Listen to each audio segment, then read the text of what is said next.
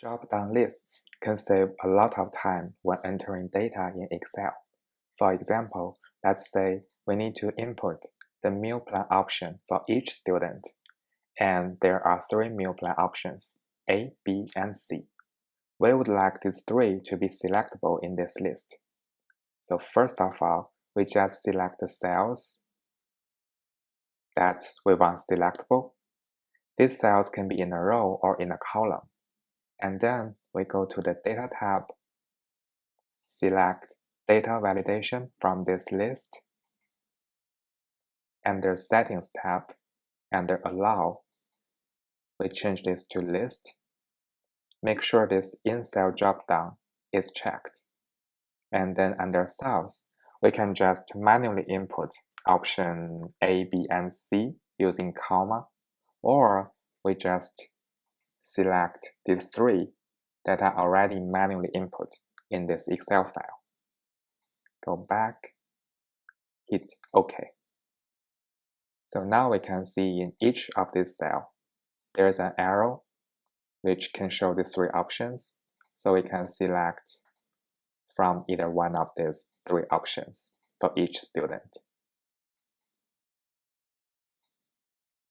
We can also manually change this value, like option D, hit enter, but we can see there is the alert information saying that this value doesn't match the data validation restrictions. So hit cancel, it will go back. We can also go back to the data validation, add this input message, say please select. We can also add some error alert information here. Say please select the value in the list. Let's see what they look like. So now when we select this value, it will show the input message saying please select. And if we manually input some value, say option E, hit enter, so this will show the error alert information that we just input. So now we know how to create the drop-down list. After creating this drop-down list, let's say, oh, I don't want this. I want to remove this list. So this is what we're going to do. We select these cells. Same, go back to data validation.